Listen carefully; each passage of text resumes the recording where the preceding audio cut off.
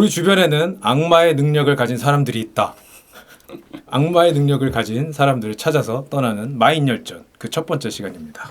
안녕하세요. 저는 도현입니다. 오늘은 국가대표 퍼커셔니스트 김정균 선배님 연습실을 찾아왔습니다. 안녕하세요. 퍼커셔니스트 김정균입니다. 국가대표는 아니고요. 퍼커션 연주하는 사람은 맞습니다. 그렇다고 합니다. 김정균 선배님은 정말 많은 퍼커션 관련된 연주에 참여를 하셔서 국가대표란 말이 손색이 없다고 저는 생각합니다.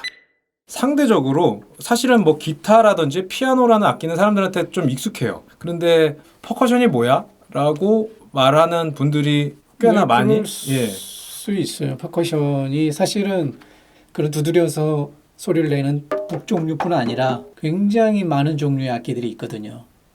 그래서 예를 들면 뭐 흔들어서 소리를 내는 쉐이커나 불어서 소리를 내는 각종 휘슬들, 뭐 비비기도 하고 휘돌리기도 하고 여러 가지 방법으로 소리를 만들어내서 그걸 음악적으로 효과적으로 사용할 수 있으면 그걸 다 퍼커션 범주에 넣거든요. 우리가 초등학교 때 가서 처음 접한 악기가 트라이앵글, 탬버린, 뭐 캐스터네츠 이런 거잖아요. 그게 다 퍼커션이죠.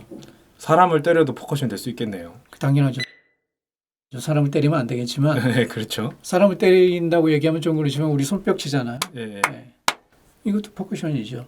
모든 소리 나는 것들이 다 퍼커션의 범주에 속하죠. 그래서 그걸 일종의 바디 퍼커션이라고 또 이런 이름이 또 따로 존재하게 몸을 두드려서 네. 그 사람 몸이란 것도 두드리는 부위에 따라서 소리들이 다 다르니까 이 소리들을 이용해서 리듬을 연주하는 사람들 그걸 바디 퍼커셔니스트라고도 하죠. 요즘은 공연에서 많이 보시지만 예전에는 그 우리나라 공연 현장에서 퍼커션이나 악기가 많이 쓰이지는 않았어요. 그래서 이제 잘 못 보니까 좀 생소할 수도 있고. 그럼에도 불구하고 퍼커션이 등장하는 공연을 보면은 제 주변에서도 보면은 사실 퍼커션이 가장 인상에 남는다. 처음에는 모르고 갔지만 이제 막상 공연을 보면은 퍼커션을 보고서 저거가 굉장히 인상적이다라는 얘기 저는 많이 들었어요. 저도 음악하는 입장에서 그래요? 예, 진짜로. 듣던 중 반가운 소리네. 예, 그러면은 그거는 도대체 왜 그렇다고 생각하십니까? 퍼커션이 그만큼 매력 있고 또 원초적인 악기거든요. 그리고 이 퍼커션의 범위가 워낙 넓으니까 굉장히 재밌는 악기들이 많이 있어요. 좀 신기하고 재밌고 못 듣던 사운드, 음악에 저런 악기가 쓰이네.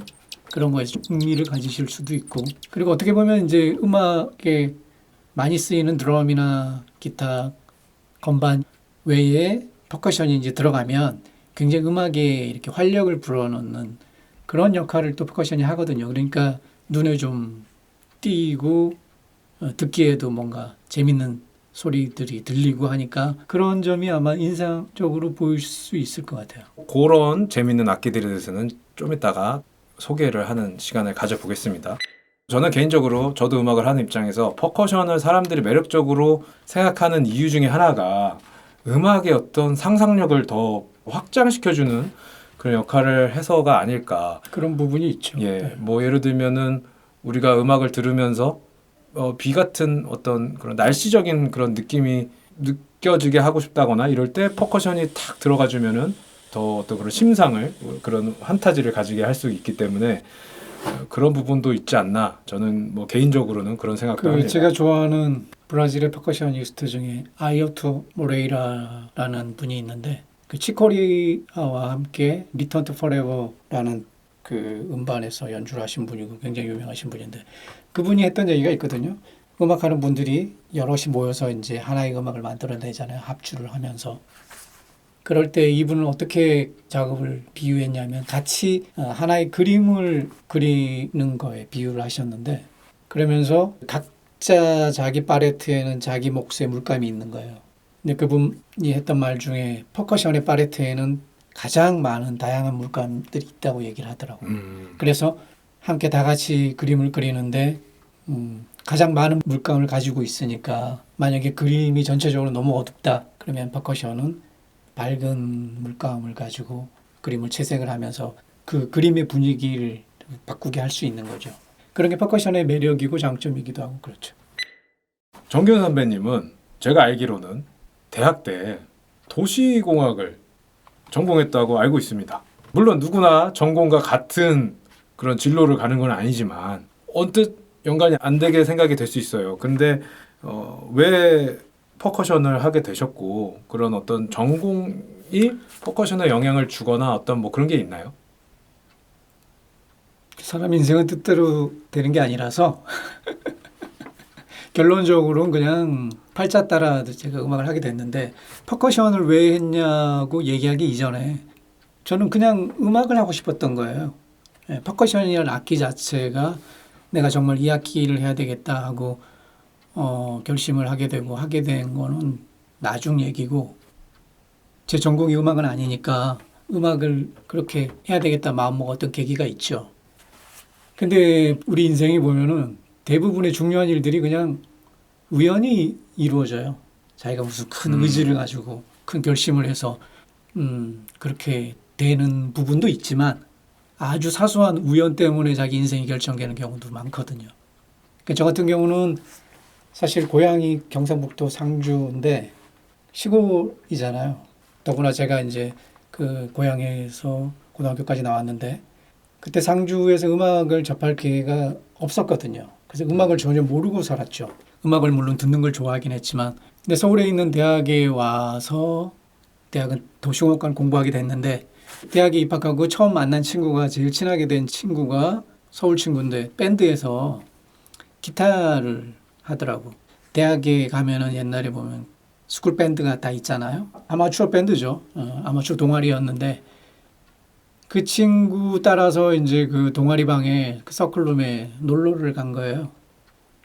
그래서 놀러를 갔는데 그때 마침 그 밴드에 드럼 치는 친구가 뭐 집안 사정 때문에 그 팀을 관두게 돼서 드럼 자리가 이제 비게 된 거지. 근데 같이 간 친구가 나를 보더니 그냥 저거 한번 해볼래? 이렇게 얘기를 하더라고. 근데 그때 무슨 생각이었는지 하여튼 드럼이라는 건 그때 본 게 처음인데 한다 그랬어요. 한다 그랬어. 네. 뭐 호기심이 컸겠죠. 내가 어떤 음악적인 열정이나 의지가 있어서 선택한 건 아니고. 그래서 막상 한다고는 했는데 그 수락을 하고 그날부터 정확히 한 3개월 뒤에 정기 공연이 있었어요. 그래서 이게 이렇게 생긴 게 드럼이라는 악기구나. 그걸 처음 보고 3개월 뒤에 첫 공연, 1시간 반짜리 공연을 했어요. 그게 내 인생의 첫 음악 경험이었죠. 그래서 처음에는 제가 드럼으로 시작을 했죠, 음악을. 처음 공연을 마치고서 느낌이 어떠셨어요? 생각이 나시나요? 바로 엊그제일처럼 기억이 나죠. 아주 강렬하게 기억이 나요. 아, 그래요? 네. 왜? 아무튼 그게 이제 3개월 만에 드럼을 처음 스틱을 잡은 지 3개월 만에 공연을 했으니까 연주를 제대로 해냈을 리는 없죠. 그런데 아무튼 최선을 다해서 그 공연을 준비를 했어요. 그러니까 음악에 대한 기본 지식이 전혀 없이 그냥 음악을 듣고 들리는 대로 카피를 해서 첫 공연을 했는데 엄청나게 긴장을 했어요. 첫 공연 누구나 그렇겠지만 이게 사람 심장이 이렇게도 세게 뛸 수 있구나 이러다가 심장이 터지는 거 아니야? 이런 걸 느낄 정도로 내 심장 소리가 나한테 들리는 것 같더라고. 그렇게 그랬는데 그 엄청난 긴장 속에서도 사람들이 너무나 그 환호하고 박수 쳐주고 즐기고 나도 어떤 그 긴장 속에서도 무아지경에 빠졌던 것 같아요. 음악이라는 그 무아지경에 빠져서 그냥 1시간 반이 어떻게 지났는지 모르고 흘렀는데 끝나고 나서 정말 뭐 짜릿한 희열? 그때 뭐 음악을 해야 되겠다 결심한 건 아니지만 먼 훗날에 내가 음악을 하게 되는 예감? 그때 그 공연에 왔던 수많은 여자들이 환호를 보내면서 그걸 보면서 이게 내가 가야 될 길이구나 하고 어떤 예감 같은 걸 받았을 그러니까, 수는 네. 있겠죠. 항상 그 큰 동력 중에 하나가 사랑이죠. 그러니까요. 얼마 전에 재밌게 읽었던 책 중에 도현 씨도 읽었죠. 그 브라이언 그린의 End 그렇죠. of Time. 예. 그거 읽으셨어요? 읽었어요. 아주 재밌게 읽었는데 거기도 보면 예술의 탄생이 그 진화 과정에서 자기 이성에게 어떻게 하면 더 어필할 수 그렇죠. 예. 거기서 발생됐다고 보는 견해도 상당히 크게 있더라고요. 저는 거기 지지하는 입장입니다. 그 첫 공연을 했다고 해서 그걸 통해서 내가 음악을 해야 되겠다 마음먹은 건 아니고 그때야 뭐 진짜 순수한 대학생 그 아마추어 동아리였으니까. 그리고는 이제 대학 다니면서 가끔씩 뭐 공연할 때 되면 공연하고 군대 갔다 오고 대학 4학년이 됐는데 대학 4학년이 되면 이제 저희 때는 취업이 쉬웠거든요. 그 전공을 살려서 대부분은 4학년 때 취업이 되고 대기업이나 뭐 공기업이나 저도 이제 그렇게 살아야 이제 정상인 운명이죠.